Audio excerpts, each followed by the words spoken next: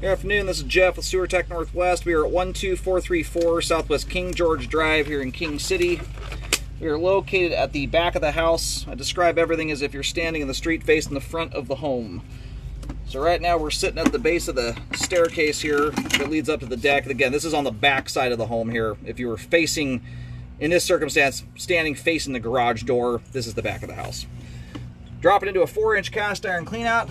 I cannot tell you how remarkable it is this house has a cleanout exposed. I've cambered probably 500 to 750 homes in King City over the 15 years I've been doing this, and I mean, I can just about count on my one hand how many, or my two hands anyway, how many have a cleanout. Transitioning here to 4-inch concrete. And most have a clean out. They just buried them super deep. We have coined the term in King City, roof shot city, for a reason. I do almost every scope from the roof vent here. Alright, we'll get a better view of everything here once the line drains out. The main lateral sits very close to the home. This line I fully expected to just be almost a sheer vertical drop.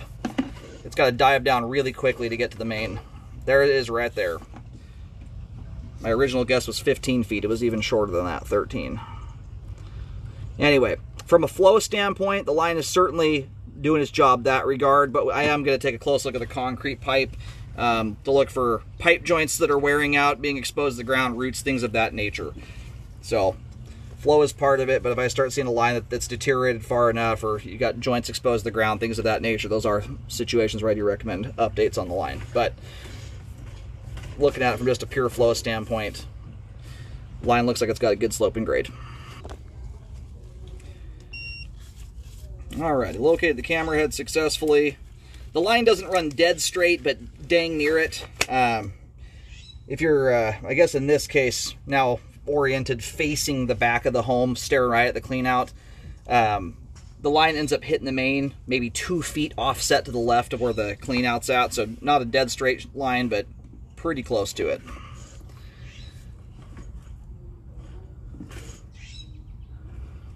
So we are starting to get some fairly heavy aggregate rock exposed. That's immediately what caught my attention. Running the camera out, especially there at the bottom of the drop. That's where the water's hitting with most oomph. The line is such a straight vertical drop. That water's falling with a lot of velocity and momentum. That tends to wear concrete out a little bit more quickly. And right here, it looks like top of the screen there, that does appear to be a root coming through the sewer line. And in this circumstance, it looks like it's actually getting through the pipe wall.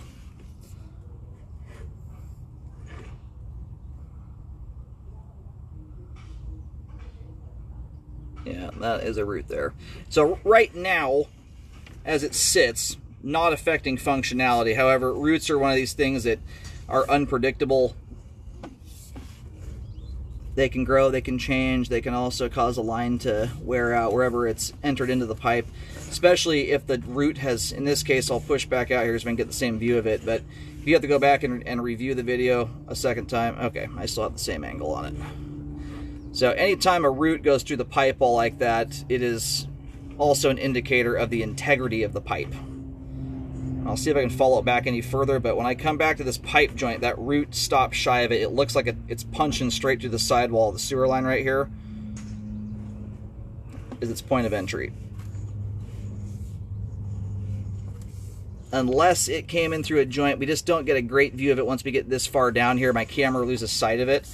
I guess theoretically the root could have grown backwards and up, but I've never seen that. I've done over 25,000 sewer scopes. Roots generally grow with gravity. So anyway, from that standpoint, it's a line I'm going to recommend an update on because of just the overall condition of it. There's a root in the line. You've got some pretty heavy aggregate, but again, just keep in mind, the line as it sits right now is flowing properly. This is more of a condition issue thing. So granted, I realize that may sound slightly funny, but the line has shown enough wear and tear on it, especially with a root. And being that it is as short as it is, this is not the kind of sewer line here, and I don't recommend this on old lines in general, but when they're this short, it's not the kind of sewer line you spot repair. You're going to expose most of the line just digging up part of it. That you would do a full update. It wouldn't make sense to do anything else. This joint right here, that also looks like you may have dirt migrating to that pipe joint. Again, no shifting has taken place, but there's some condition issues in here that are not ones I can overlook, and it is one that I'm going to recommend a repair on. But from a flow standpoint, line is still doing its job. It's going to have some level of exposure to the ground here. Some of these joints are looking like they're wearing out. That one is too. There is some spacing I can see between the joint. Often what happens over time is the grout that seals the joints up, it wears out. The plus side, whenever you have a really steep running sewer line, they tend to resist settling. You've also got roots that are actually making their way through the pipe wall right there too. This is where the aggregate is heaviest. You've actually got a crack that's forming. It may be hard to see, but at the bottom right-hand corner of the screen, just to the right, you've got 2 root strands sticking out there. Just to the right of the smaller root strand, there is a crack that leads toward the pipe joint. There's also another root coming through the pipe wall right there too. So the concern is when I get a line like this, I'm looking at them, how are they going to hold up over the next 3 to 5 years, generally speaking. This line's getting worn out enough, especially at the bottom of the pipe down here. I worry about how the integrity of that, how that's going to hold up in the not too distant future. And right now, with the slope and grade the line has here, unless there's something about the access point of the turns, this is something that on its own theoretically looks like something you could epoxy line. So sometimes that does require adding a different style of clean out that's more convenient to put a liner down. But if you can do it that way, it's not a bad option. Especially this line traverses underneath quite a lot of bushes. I'm very surprised here we do not have more roots than we do. Concrete pipe of any pipe material out there is by far, other than maybe Orangeburg's tar paper sewer lines, is probably the weakest pipe to root intrusions. So anyway, if it is not updated now, I would be rescoping it periodically. At this point in time, I'd probably be doing that on a yearly basis to watch for things like root growth that could get larger. This cleanout cap took a bit of doing to get off of here, which generally means the line hasn't been drain cleaned, but there are other ways of drain cleaning sewers. You can go through toilets, roof vents. I can tell someone has put a wrench on this cap because it had bite marks on it when I first got here. So anyway, that's what's tricky, is not knowing if the line's if it's being maintained to keep roots cut back, things like that we may not be seeing right now. So if it's not updated now, I would be very much planning to update in the next 3 to 5 years, and I would rescope yearly to keep an eye on things, to watch for any roots or any maintenance you have to do between now and updating. I'm going to try my darndest to locate this thing. The way that the line runs and dives, a lot of it is going to be underneath the trees and bushes here. It's just a tricky one. At the main there, even that spot is hard to get because it's kind of tucked up underneath the tree or bush here. I'm getting right around 8.5 feet deep, but take that with a grain of salt. It's not one I can get right on top of to locate super accurately. But with the amount of diving here and everything, that depth would not surprise me. Okay, so right here at just 4 feet in, this is before the line has done its dive. We're only at 1 foot deep right here. It's crazy shallow. So what I'm going to do is I'm going to do a little bit of guesstimation depth action here. The line doesn't drop perfectly vertical. It runs at somewhat of an angle.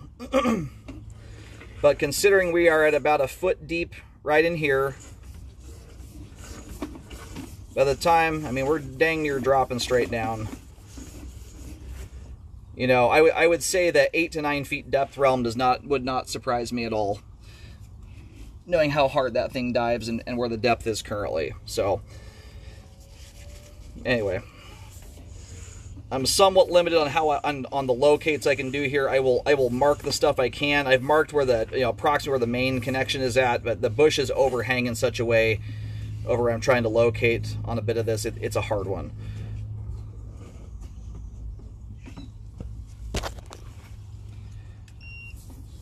And I'm only at 10 inches right there. So, and being that it is as shallow as it is, generally when you do a repair like this, I usually recommend, you can start it at the transition from cast iron to concrete. As easy as this line is to expose, though, I would suggest updating everything up to the foundation wall. The cast iron is still intact, but it is such a simple thing to do. Right here at the clean out, you're probably only 6 to 8 inches deep. It is just barely under the surface. So the line comes out here. This, where I'm pointing right now, is straight away from the clean out, about 3.5 feet out from where I zeroed. And then the line turns and it kind of cuts underneath this set of bushes right here.